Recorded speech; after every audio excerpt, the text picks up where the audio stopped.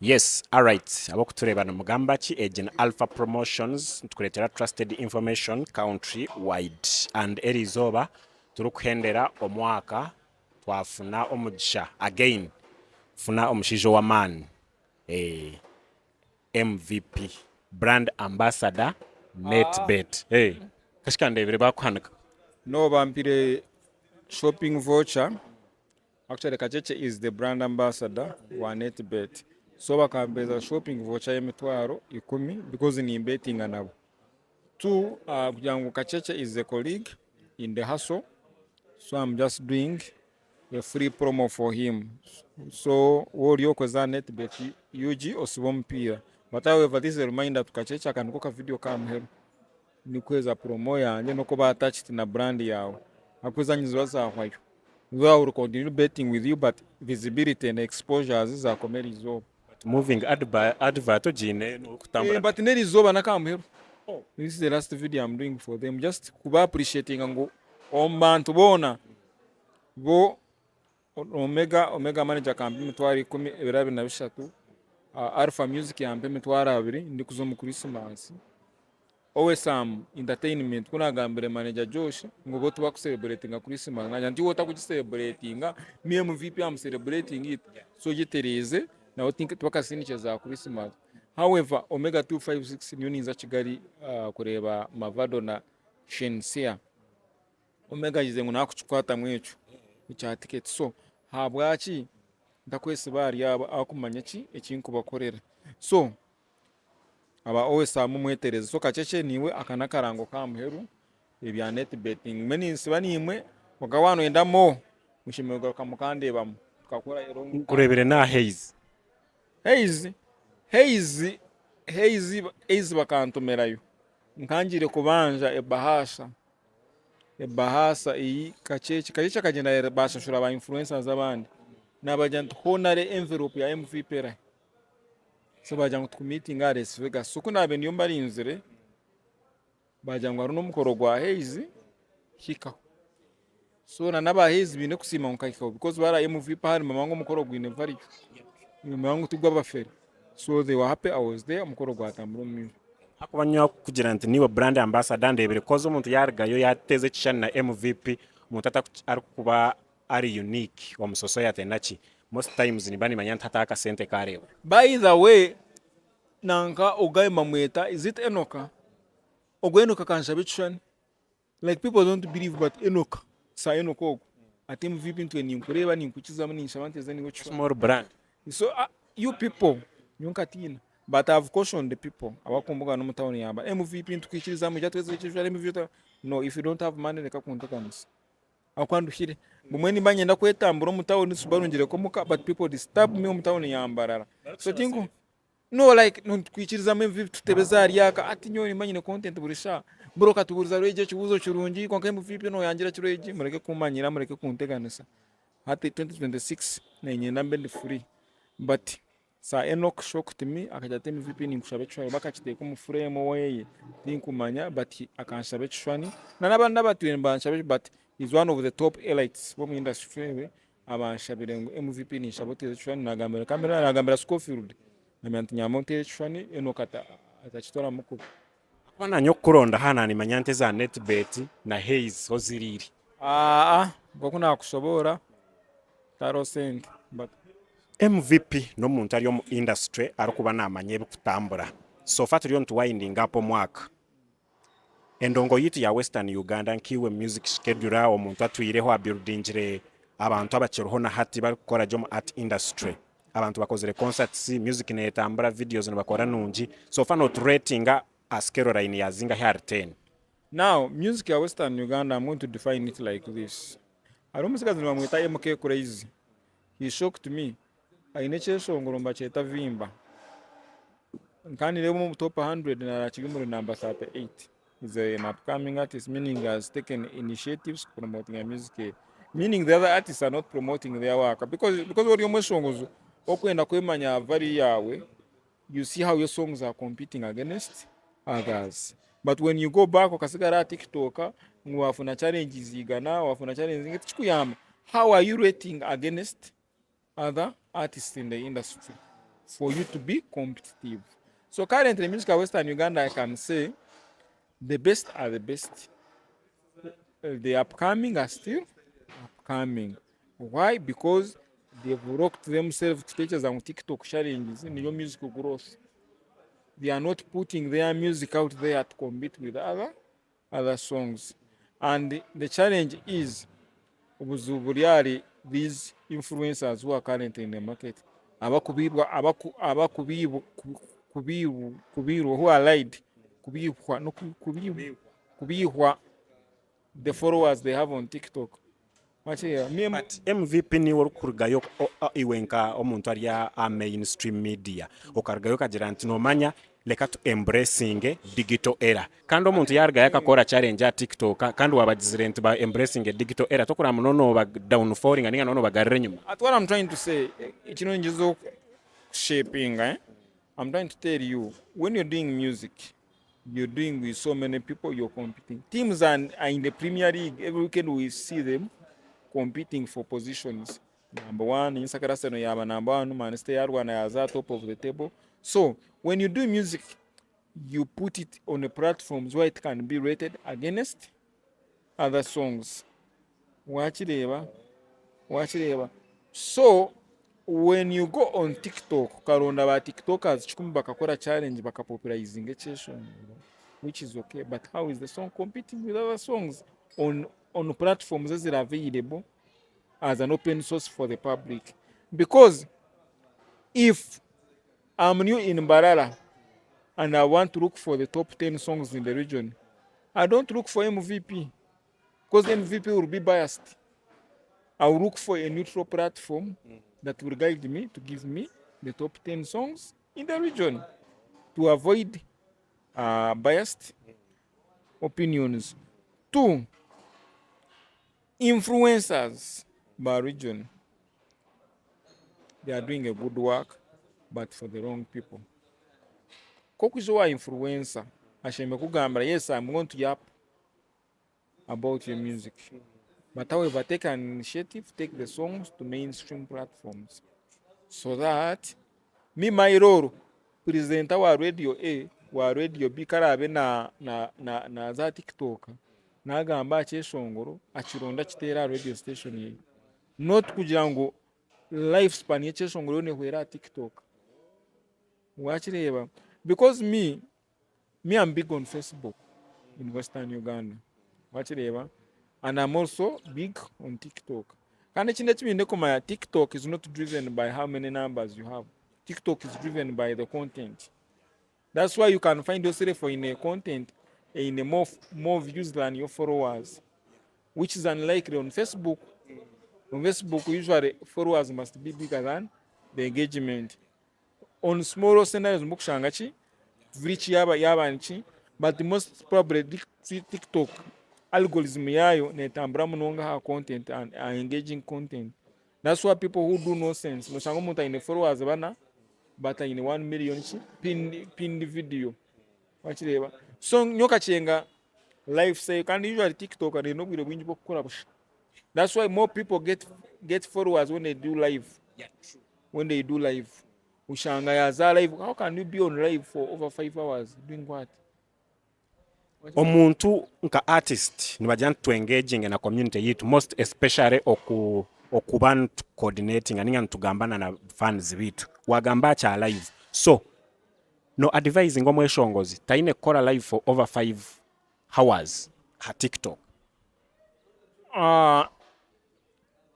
Every good thing needs to be scarce.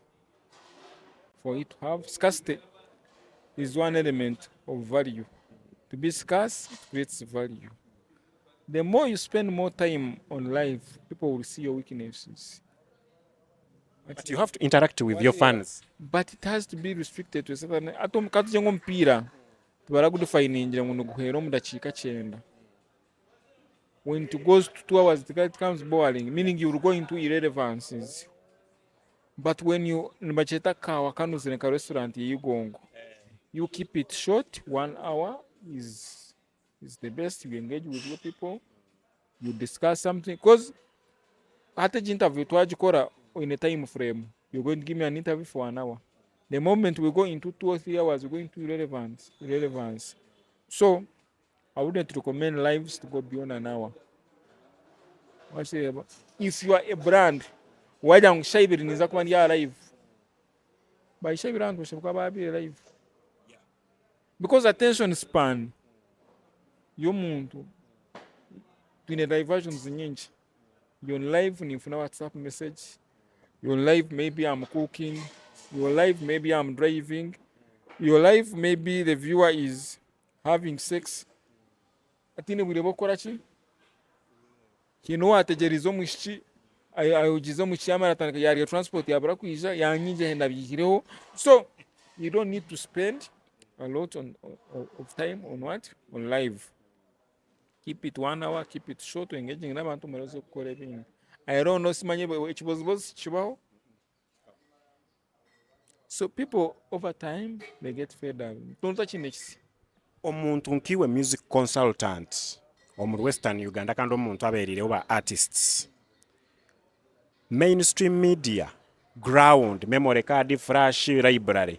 Nana okushanga ntino oryo digital aninga platforms Facebook, Instagram ninkahi oho ine concentrating nka artist mononga. Now there's what they call personal branding. Every artist out there should know what they call personal branding. I'm not going to carry your brand because in the clients range. See as an MVP. In the burden you're pushing a MK crazy, in the burden you're pushing Omega, in the burden you're actually 2026. My focus is Heli Baby. There's what they call a strategic plan. Yoko because that Omega yaha mbirembarara.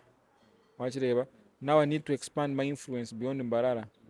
Ati ne kureba impact ya MVP na basa kutaninga around omuntu wakasese amufure relevant. Because my brand should not be Mbara best. Nani nzakabare bakanyeta sa. Nkazambara bakajangu sa. I need to also tap into the market of Kasese. Because it has potential.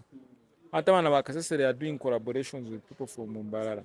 So because now whatever was in Nigeria, it happens in Lagos. Za Abuja zikafa musically. So hata umuntu wakasese anaenda kuizo muri Mbara. You also need to go to Kasese and see how they are doing it. How are media platforms doing it? If the radios there are more Christian, how can you enlighten them baka other platforms to push the music? So 2026 my focus is more on Heli Baby. Of course Omega na Yantana which is on Promised Land. Atobiya chiro Promised Land, my role just nukuzunka kuri omuntu buche akaguma on Promised Land. Now ekibuzo kya kukigarukamu personal branding is key. Yonko mweshongozi wotine Facebook account, otine TikTok account, otine X account to sell your brand first. MVP I will be burdened kushanga unioni njezoni okupushinga one nyine client ero nyingi nyine bingana alpha nyina kumpromote nyine Heli Baby nyine Omega nyine MK Crazy ari mu inbox nyine Gion ari mu inbox nyine Owesam nyine Alpha baburuna bakwenda tipo ro bwit planet hata abantu bona abo just think I will give you the attention. That's what people fail to be open to be to others aba influencers. When akakujarete cheshongoro nyokuba kureta music mujante, yes I will help you, but also iwe nkomuntu what are you doing? You grow your brand.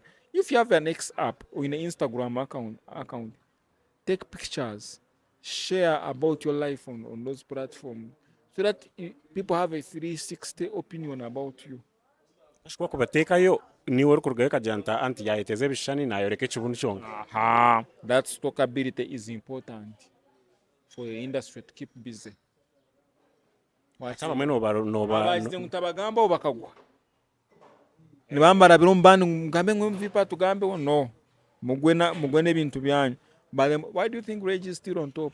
Degame kubuze MVP. Omweshongozi yaro hakozere good music. Ninga kozere byeshongoro. How do you rate him or her ntakagwa? Kandi music ye yechiroho ne etambara. Etambara. Now there are avenues you can measure. Wachireba, if a song is doing well, every time releasing, everyone can release. Do you know that it's like 20% of songs that make it through of the released songs. Either like 15%. Where does the 75 go? Like ba consumers abantu ba consuming okwe rwentu hanka hinkahi but bitakwijoko mu market ya higuru. And how do you measure a top brand? How do you measure? Financially yarije Ebyokugira ngu munyamyonye kateye isingiro ngabanye isingiro niwe serebu we isingiro yishambara bakamuranka upcoming chikuyamba. For you to be relevant, you must tap in every market consuming awaka yawe. Wakireba? So, ekitenje kukyabira ekitenje buli omuntu akukimanya omu Western Uganda. Lwabwakiwe byeshongoro nona ngo besta omukaro ko wanyu. That's the issue I had with the facts Zamanda Kaba. They were trading center artists.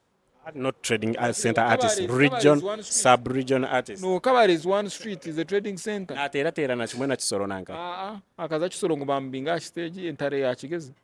Akaza chisoro bamuguru sa stage ngo entare ya kigezi. So they were right to migrate to other regions to expand on their audience. Nchokora abantu mu Nigeria, they live za Abuja, bijo mu Lagos, because that's why it happens. So, what your mweshongozi?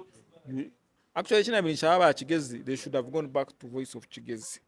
They work out an understanding under the associations there. But Bajire platform filtering the music from Chigezi. Then maybe every month, by submitting like 10 good songs, as a room kachiko zao, but here is a Voice of Chigezi is pushing and the radio is in this yoke. Watch it, so that their music can grow. But washanga na Kabare Marwana ngemu vipi tu yamo murimba. Maybe there's a weakness in Kabare, and Kabare is still rural, because now Mbara is semi-urban, and now is becoming more cosmopolitan. Ekwachira abantu ba different dialects turo mwanyogo, meaning hati anancha ngamana ngamba Heli Baby. If Heli Baby is pushed in Mbara, which is a city now, it has more people who speak Rukonjo, who are from Toro, who can get familiar with the language and with the English in the songs. People can easily click what she's singing, watch it. So what was Kabari, which is more rural, but after the song, what was Chakwera, a hit in Mbara, but it's not playing in Chigezi. What's the problem? What's the association in Chigezi doing? Kurang music yaman about Chigezi yatira. So it goes back to mina unifana kenzona federation ye. How do you go to Chigezi? Wakaza garagare mkono, instead of meeting the leadership yabana ba Chigezi, wakateleza system, and their music starts playing there. Because that's what is, because okwata fact zamano kamweta Chigezi wakameza million emwe, jibo wakameza bane nimitwaro chinana. 1 month down the road, akijana ka flash na ishenjezo wa Voice of Chigezi muterere, doesn't help. But if you went there, wakajati nani nshaba, ba presenters bo mu region ya Chigezi to meeting a White House scene. Nimuza ku meeting president wa federation kurugiro mu chiko tutamereho mu Chigezi tushanje music y'abana ba Chigezi tefutira. What's the problem? Kenza akaba meeting akabatwara White House scene, akabaje ati nabeza free swimming, akabatwara akabarisa buri umakata mu yenke chi 10 please mu promoting echi nasako yanyu mwa mujini ya ba presenters najiteka milioni 10. Ni imwe kigombe cyanyu cha Chigezi cyache serious na batira milioni 10 mutandikiraho. Then in 6 months I'm going to review. Then we see how government can support you. But the best Kenzo would do no kugenda bakaba katuna yijayerereze mikono Kenzo a global star. Algo a stage ya gatuna nona agare mikono ngo yatira abantabizira busha. So that's the fraud federation na ba CJB. That would have helped music ya Chigezi tukarugo mu Rwanda kugira ngo abana ba Chigezi batakurugaye, because that ekintu cyo kugira ngo simanyi studio cyo tikiyamba omuntu na leta studio ya personalizing waje, because that by the time after nka kweshongora no affording imitwara na 3 ya studio wota kujibasa rugo music ibyo nyamba byo tukajirugaho wache. What we want, how are the media platforms available measuring the quality they need on air? If they are saying work shows the quality je no korowa alpha na korowa wa jazz o je no korowa nature, wa spring records ya kabare go there oshoze cheshongoro bachitwara mukajeje na ka association yanyu babisubmitting ya VOK then VOK na radio yo neri kigezi yabaheriza interviews promote yo craft babi na events babete performing ba politicians zao ariyo babete performing but they are not doing that wachireba so baza kubadedinga MVP na ba influencers abandi ba nankano hogo wa next media next generation monk changa na monk na rwana ati monk akarugana content yabeshongozi boko yazomba ombitiro mu kishaka wago mu kidiba mu kidiba cya kabare washangira umutumbo mu kidiba isimanyi bakwata ogunaye bakwata mu kabandi na ariyo mu roje ati niyo analysis ya monk owa aba kabare university wakwase nibibe kigizo niyo analysis ya monk ati so in your own opinion do you think inti market yabeshongozi bako rugo mu kigezi neba mara market is there because abantu kabare very few people are in town. Most of the people are in the byaro. So they are concentrating omurimbarra aho kuba nti radio west in coverage impango erikuhika kuriya nje cyo kuranti bija. But Mbara plays the best from Chigezi. It doesn't play an upcoming song from Chigezi. But however, if a song is popular in Chigezi, Mbara can tap it on. Kwenda ngaba chigaba ryombo na bakochi bachikushimenge chikuza Kampala. But they've not done a system yona yo kuyamba music yabo. Wagamba ahari music censor board. Chigezi efune music censor board ninga kachiko ko kugira nti ekiche shongoro kine kuzana. Don't you think in hati chanchamena wakujitera kijita kubasa kurabaho koze hine byeshongoro byo kushanga nti bizano mabara batita kubasa kuzana mainstream media. Do you think in hati music censor board ejo yo gamba tekuza kuretera abana bamwe baba binga batakuterwa music mainstream medias? Noreba wazo mu market nka US market nibashoza versions zibiri. Explicit version na clear version.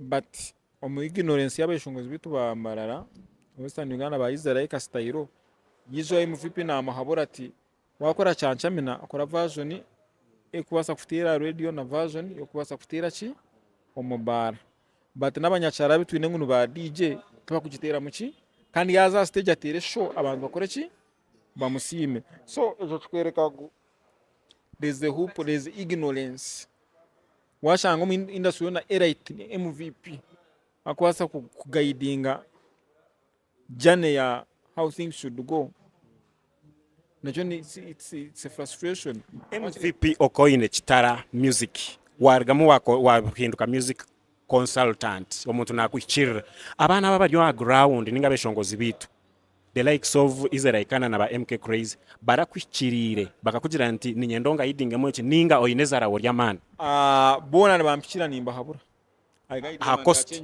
njuna agamba nti MK Crazy cheshongo to kirebera omutopa 100 bechitarimo under my guidance mentorship nyonka myandareke kushoza kufutagetinga MVP ashoze cheshongo rakufutagetinga other platforms MVP araze kwikiriza munasa kureba how you song is doing anywhere na wakuchi akusupporting but he has taken the initiative izareka nkamugira nti now iwore bire market yawe iriyo mu mabara shoza quality ya music ya mabara but however one wenda support ya mainstream media kora versions zibize byeshongo I think it's work in progress for him so chitala music ekabanzo mu events under MVP promotions yargo mu events yarangutari umuramo goze nkatwara beshongozi bingi bamwe kabatine na shows zo kuperform MVP yaguma nabayamba ko batwaroka wacheba bakabatine shows mabeshongozi mabatine bakamanza abamwese bakabanza bazo wa MVP twakwishengeza ntushaba Omega omukiza ikira ka center kitukubasa nangama na management ya Omega ntimubayambe mufe ko bakoreranga no mabaro yazi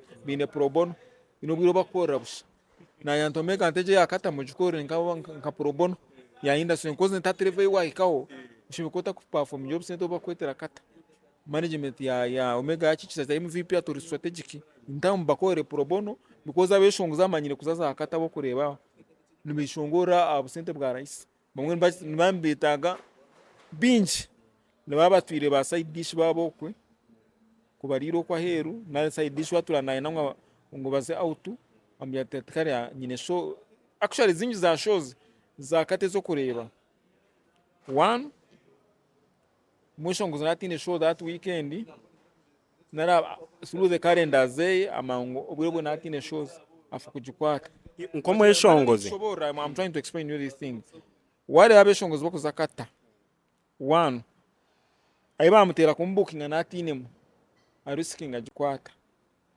Two, it's laundering money. Naine kasente akwenda kufuna yazirabya bakuretinga scenario ngu yaza kata yawe nka payment yakata bazirabya mbaso. Third, abaine ka side chick keye kamuremiro tino kaliro mu Uganda atemeye ibintu zo kunguze kulira ki kata facts MVP nwazina. So ejo kireke kufitinisa. So Omega right now is a national brand na nagambere mafena updates. One oza Karuma, one oza Northern Uganda kaika Karuma bridge. Security ne kubuza, what are you going to do? Neni ka immigration nayo kwayo. Oyine kubagambira I'm going to watch Omega. Omega from Mbarara rabaho. Onijo I'm a resident rabaho. But right now Karuma bridge what Omega niyo ticket yo kurabyo.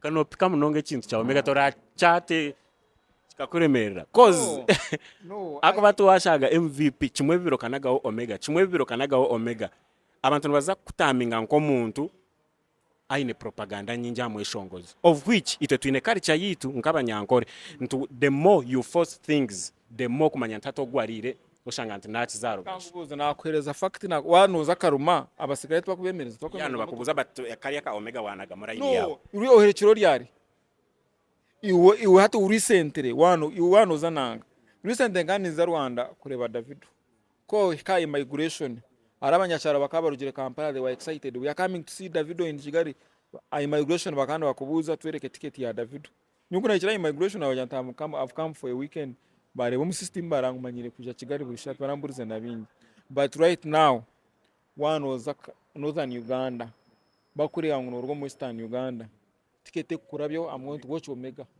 bakubuza fraya arinka obereke bare yaro bakurabyo Karuma mama kurango turi wachi turi wa Northern Uganda nkiwe music consultant owachitara kando lya team ya Omega kando bukumsupportinga moreover fan way abachota kumugambira fan wa Omega sebo I'm not a fan abachota kumugambira kusamplinga music akachendeza no Omega I'm not a fan of Omega or fan way no I'm not a fan of Omega I'm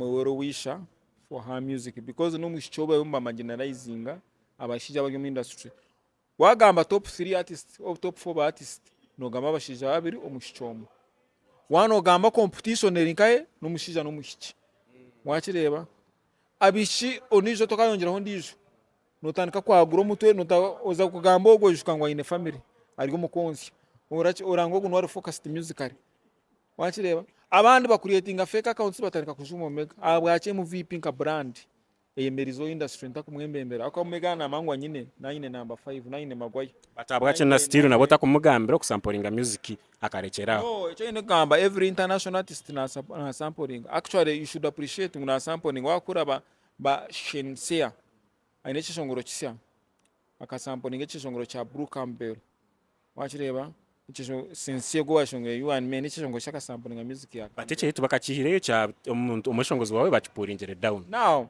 ekintu kiri bataro politics stokumanyu mu industry when you are a threat we mwana kureza attention there are so many artists who sample music but wale you are sampling bakakurega meaning ki bakachia or threat nanka akasamplinga iwe Regina Pretty Banks bakasamplinga echo ine kiba sampling bachihireyo nakiriyo ekyo tikiri relevant wala wasamplinga bakakuya ya YouTube no wabasire engenderera ekaya ikize 1 million views bagiyayo wakiriyo but wasamplinga tino wa complaining oba kwesiza yo mediocre tino kwinira obwire so za iwe they can pass on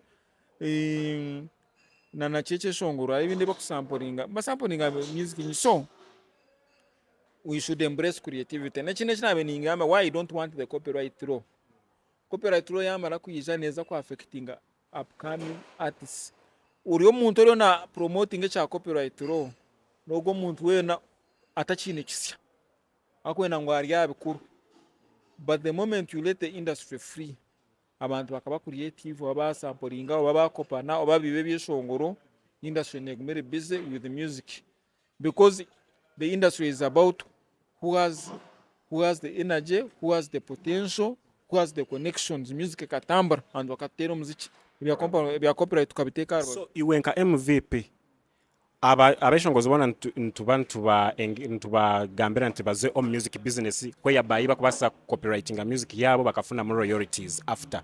So waragayo kagira nti copyright ninga nka copyright management system oyibabe baresere tokujetaaga abantu basigare bari kusamplinga music eyireba muzwake mburi ba Yvonne Chakachaka na nabandi.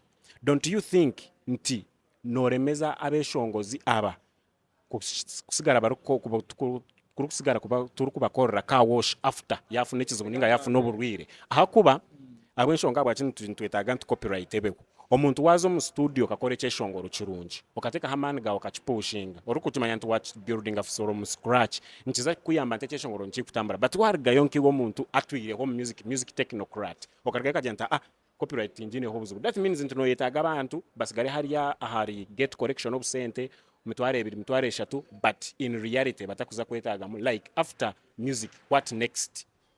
Now do you know that ngwabashongozi bakora sente nyinyo mushozi kushize za online ne pasakana kigambo no kukigambo. Yes nibazikora but at least online exposure usanga watemba nakanya nimwe muryaza YouTube munonga. Do you know that payment ya Africa is less than payment ya heru. Now cyo ino kumanya kiribatiya harimo eshongozi mangweta David ine cyeshongoro mbacheta funds akasampolinga vurindele ya Brenda Fast wachireba. Now we need to accept that we are working with the producers because that when the chorus a producer you look for an established producer and when was one sim tokwenda kutryinga out telephone tokwenda kutryinga out to skira beats when we never established oba ba atini ba nesimba karuhakari na atinemu ainengoma yeya ananka ebirito brax ya jiro a Bruno akakora ahoro kuyas jiro beat reji ya joza murebe wachireba because atimbye kumukuza kusigaramu wachireba because you want to work with established artists abati producers abata chinechi abata chinebwire bwo kuba creative but when you take time mbebe ni mfana instrument is a very young energetic producer ebyo koza munafachi waizi koza ingombe yeshongo no baza kushanga mu eshongozi nwari kuzayaka mujyanti interere erinkage cyo ine kumanya ba producer ne betega nafuna beat agisindikira ki wachire kandi chine chinkufana instrumento his brand ashinkwata chena ngo burisha bari around reja kweteza nawe bishane no his brand on himself wachireba what MVP have been established tinkwetaga bishana kwa reji no kufana wanano ndakweteza chifana urofta ya Las Vegas nyokunambaza interview nganyine fresh kandi yavuga nata batona basigiro ba influencers bakamba Rwanda bateze nawe akashija kakaka kwetiro mu gihizo beryo no imwetimara chimanyire tine chiwagambire ngarindo mushiza wanja reacting wa one thing you need to know abantu abe bamwetorire they are pro him wachireba interview nakozero kubanza nawe kansera muri ne clips ya deletingiremo wachireba so this time round kama unyetorire pro influencers be najantere miste ambo mubuze bisheme kwa ni mubuza ongekizibu cye kwa birogamba onkacheka nakashayi kachi akakunyigira akaina ngo gambe kacheko kikakase nguni impango wachireba so back ebiye tubirugo kubaje kunyeta Las Vegas bakamango bayita brand yo promoting achi nanka era nabantu binje bajyango ngo I asked most serious questions in that interview abantu bakubwa minchira kubugana so ti mabandi ko kuba performing but was the whole interaction yo kuyamba promoting so ekyo zo kumanyisa ba instrumento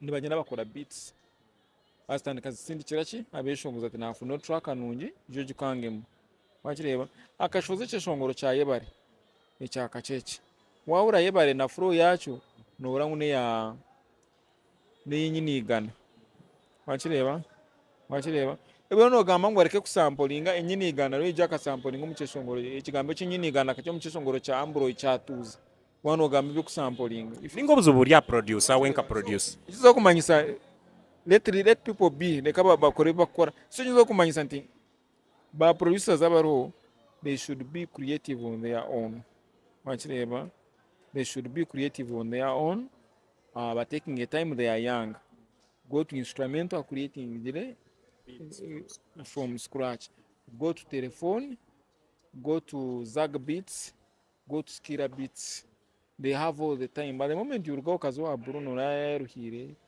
nkahura Drizzy akatandika cyacyabigamo bya production nabo bakaba bamanyira obutamusima nabo barahandikira abantu byeshongoro nanka Ntare one of the best writers in industry ni mureba TikTok na ari mu kushobora enganda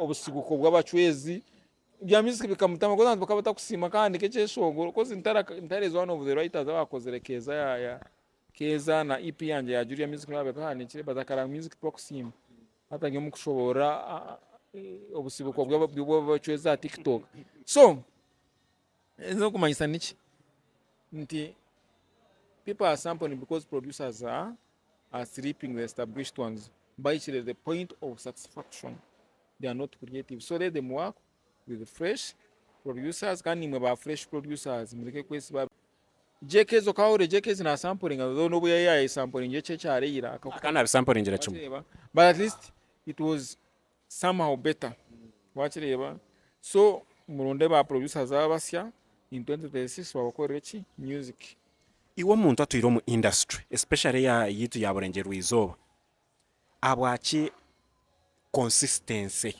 omba creatives tero ko gamba producer ko gamba mweshongozi ko gamba aba bloggers kimwe bibiri bishatu omwaka oshanga blogger takimureba producer takimureba do you think aba bantu nubakora bine bigendero bajanti omwaka gunyenda kore cyane nece music injirige muninga art industry injirige mu habwachi consistency omu region yitu ninki tari mu binji nabizire mu aronanga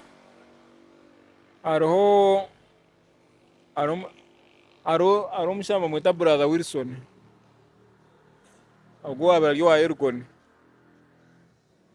ngwe kuyabe narwo aba yabajya nyinda kusambara umbara kwebembera abantu njo kiroto cyanje wakireba so kuyachembara ebembera beshongozi that was his dream ibyasigiro ba music yakwato bati yakwatayo that is so naza kushanga arabagize nkabazo music ya Western Uganda kukigambaho kufuna popularity bakambara ba street bakabagambaho but after time bare utini chikuyamba babirugo so maybe that's it so nka MVP atuyireho wagira ntatu nonda kuswitchinga kuza Kasese yes ntureba Kanta music no record label though takikira songs avyano nachi but at least eriyo negezaho ntinoreba abana bariyo at least Kanta music ni yeru kukoraje compared to abana bari abandi omuri Bunyoro tukatuniho ba Figo West ba Rapper Diko na nabandi but numuchwa kumeta Juria kuna nkatamburaho naza aha concert na Medotex na nabandi aha concert ya team but kubagira radio bashangana music emwe batajini reluctance nerganka ikushanga nti twena turiyo mu region emwe y'abanyakitara but omuntu na failinga kurugahambara akapushinga music yeye ukashanga nti nezana radio 7 ya Masindi nchirigari checho one Malam tell you as radio stations na personalities abakoraho bine interests wonkabantu so it all goes back to you nkomweshongozi kuba approaching nali okamanya what's the agenda of the radio station being proprietors kokutandika radio wajite kokora business but when you come to like Radio West in one of the roles of the radio is promoting talent and one of the key agendas of Vision Group na Radio West no promoting talent that's why one of the lines the radio ekuchire kwagira music yabo nje bizoba that's one of the agendas so when you find some radios without agendas even Bokorachi now it goes back now to associations when you create associations umago kwirukanga mukoreza circles sente muziriye why don't you plan issues like lobbying for airplay in your respective regions nari mwana mushanga mwine na challenge ya MVP but when you come with a team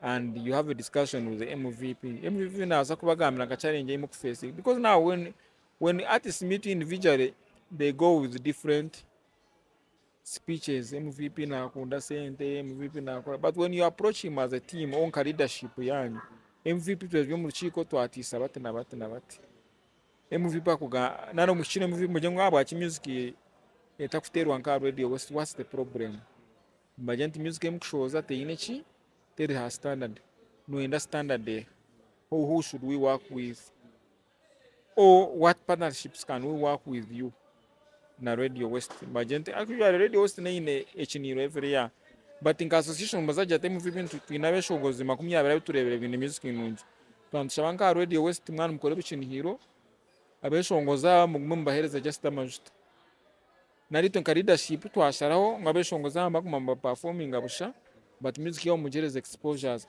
na tujengwa nza ku reviewing music etakora bamwe tubahereza interviews na bamwe nza ku sponsoring events that's how Jackie bwe mu kwamira sponsorship nkabandi aha program emwe TikTok live ye echo ya Matt Henry yargayo yakumentioning antoka mutinga music ye teri ya standard yo kuterwa hariya a radio aho kora now Matt Henry n'abantu bari depressed is under depression one thing Matt Henry taine music agene music yeah, it's under Alpha Music.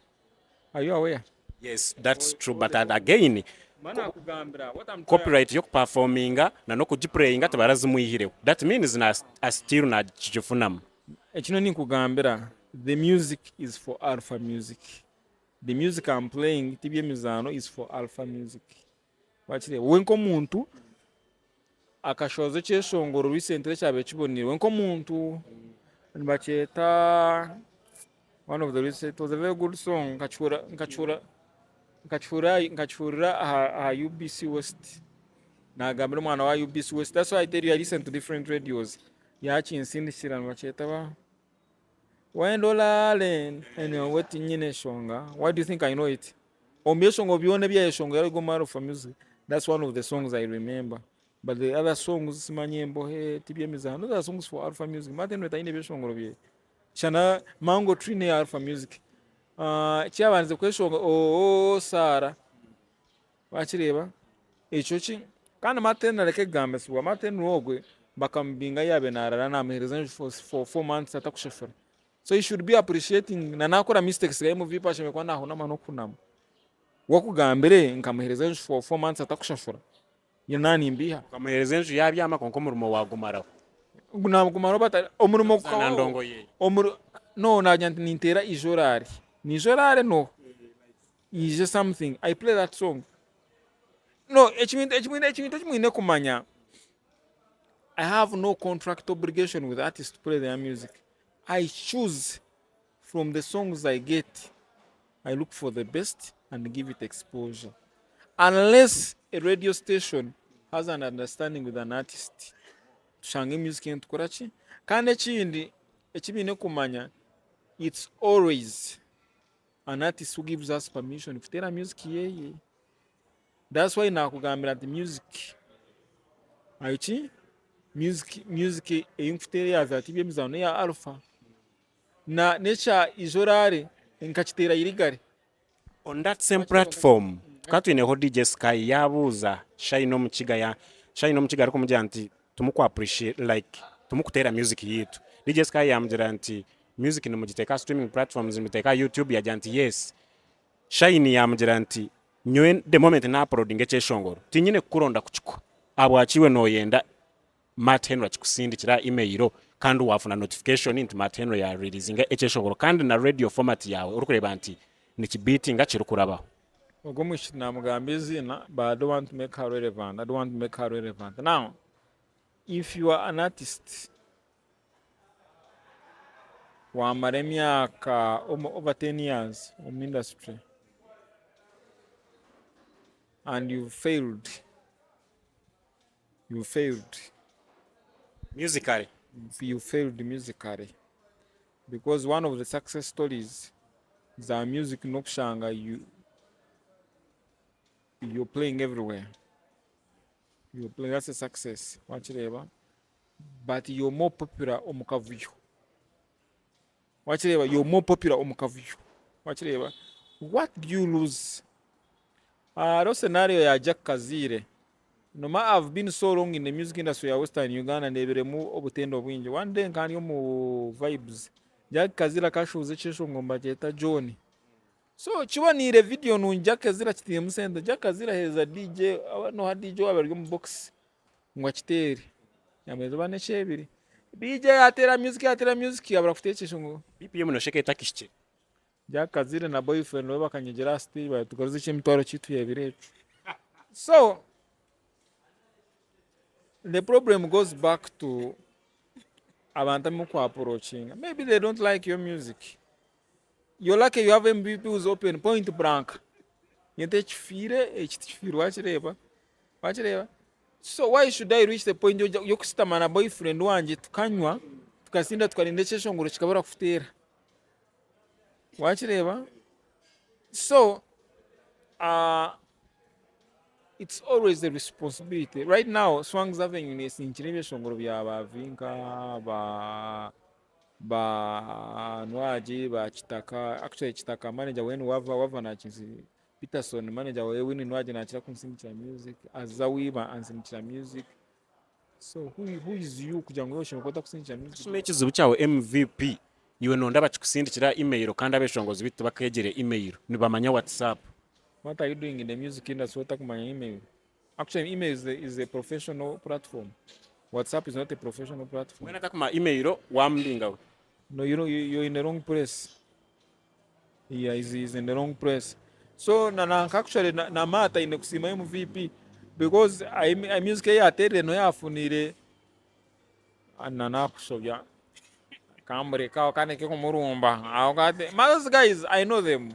Naenda kubasabura byenyine bishe kwa nimba sabura bashe kwamba kunama they should keep quiet because I know things I never talk because I know mpanji sinka murebi yarabiremo I know amhirire for 4 months atakumbeza nechi na 10 recently njana Bruno Buyanga bire mitwara bitwarwo watipo nyakana and wording abwe nako inabire munabo because I need to know these artists mbabatinem just za botics kubabanje mutawuno omu amabaraga kubabanja nani mutwe ziba kusibamba pangisa iziko babanje ziba kurgo batomize kwena just batembera ngo nabeshongozi ntumanya bingi but we never speak out. Music yonka te kumara omuntu naine kutambara n'kikweta showbiz kandi omuntu wakujwara je ya denbamba mbanjana chi don't you think ntinana kumira brand ye yahiguru though na harimo ebizubu nkebyo but you learn to shut up wano mangu no bakulisa no bakujweka keep quiet nabakazi no bari no bakushomba keep quiet because we know wachireba hirene numukazi uyagurire nte. Yes chiriya here and there na MVP mshijo wa Chitara Music. So MVP ombigambo bituru kuhendera omwaka no generalizing ota musically itwenka bokontu gombanya Chitara no ogomwaka ogu wota basize gukora show omwaka ukari wamara emyaka mukaganda above music industry obireke wori omushija ronda tukutuku uze kora business endijo wori omukyara ronda omushija akutasi narobe nacheyombekede oronda kasigazi kato kakurebere mureke kushiba numuhenzo mutwe ba influencers MVP nyamba kandi wamara emyaka 2 sore emyaka 10 kweshongora ochiriya level kujate MVP nyamba please music jereke look for other things nani muronde ba influencers abandi bwana ogamba ngusimanyi munyine platform whatever I do I'm qualified for it. I'm a graduate. But MVP my masters koko banoreba abantu nkamuzwake embure yatereche ngoro kwa Zuru Nataru hita kajiterera myaka nkaga na 8 plus akajiterera myaka nkaga 8 because wakabatina equipments ebimwe bikaba bitaro byo kweshongora right now equipments zetorire na avenues zo promote MVP yatakukorera za TikTok aronda ma radio zagana abacho nenda kufera MVP nari wano ne MVP tambura tamuze yaje unaenda korite audio wako ne korite audio ogomate no wana gambisibwa yisheshongore cha yibani yiza olale nane yiza nkauchura UBC West na pinga interest na tanaka kuchitera irigara tampirusa kuchitera ibinde byombi tera Radio West nebya Alpha Music niyo yabimpire niyo yampirusa kubitera because tibya amateno nebya Alpha Music kana wasime Bruno kujanwa chamureshe ngo surviving mu town because Alpha Music has the legal right kumuja ibeshongoro bireke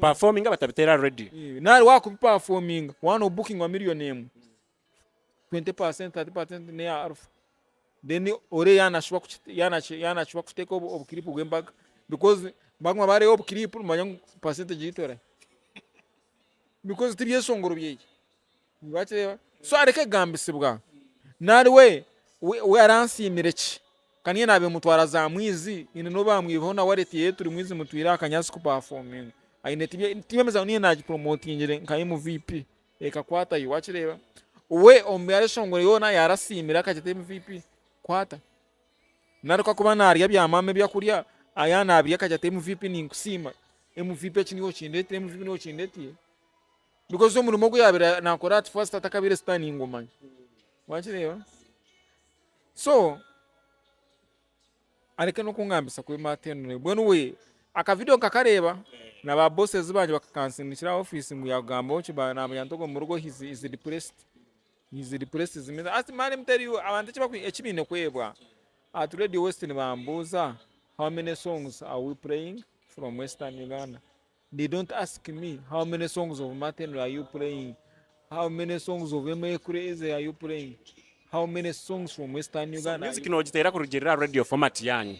Radio, if our agenda as Radio West is to promote music for Western Uganda, in the database, how many songs of Western Uganda am I playing? That's all. Kubuza mweshongo zintu no, to understanding now, where shongo relation hero. So that's what they forget. Nyokunkuganira nao baja they should be privileged that I'm talking to them. So they are going to use your avenue kuchimanyecho. They don't ask me why are you playing, can when listeners are calling in batakusha bacheshongorosha batakuza kuchije mabantu. Actually twine indicators. One thing itwine kora nka management when I'm making my reports, I got song boost, I look at the top 100 songs. Nyensa kare omuri sakara tere smart dane no at Radio West kutera music nunji bansha ba report I got song boost basubmit nje report yebeshongoro ebikuteraje because it's a neutral platform management je ebeshongo kabyo mu top 100 atoko bamanyango fane bamusetingire ngo aterare ki kandi kinde kiga social media binja beshongo bari mu fake accounts semanye musayi gwa mateno logo nare mateno akusaba byeshongoro ebe nimbe manya yebyasema musayi gwa mati ubone mateno noza fake accounts ze yana nati yija kushabye shongoro to kumprayinga wachi imperezi inchambo ne kwanga we arachi impire nkaja nkanga washireba wekana akoresa za musayi gwa mateno akashabye byeshongoro. There are so many other things that can expose him ongati ngona kumeza bwire but because we are mature, we am old in a family now. I'm more concerned about my kids' well-being. Teaching the way you duka. Now izoro ndebe na posting official girlfriend. Ndebe rari kiria. So I'm hamera I'm introducing umbojo bakamwibaho. Kabarana ka baby. Yeah, that's good ratamburo. You know one wogo wakamzara muyanyirira. Yahindura size abaina kabara abantu zandruzi. Kanagire kunywera ovyande yajatemu VP na kwakira.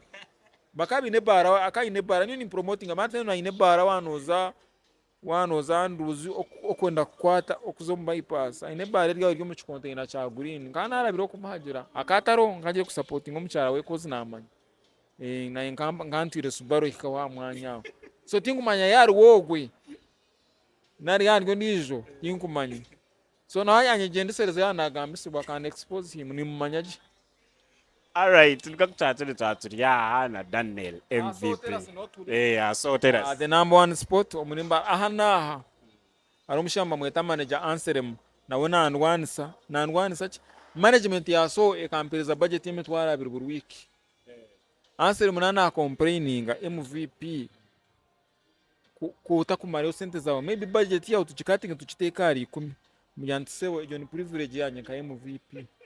So management ya so yashaze MVP ngo kumakose emitwara 2 buri wa kabiri addiction Tuesdays so Fridays or wakatano na backyard Sunday akwatwa kustokus transferring wotazikoziseme omu week ejo nisfu tokuswa so abe na proposing ngusima ngba jikatinge banteke nga mtoro nki 10 yansibereka kumanyira brand ya MVP so manager answer muyetware manager boss wa so roba akaja temu MVP ine kweyagara so nani ya so am home nyine privileges zanje ebare zini zambara MVP tinchiza munguze kushashura.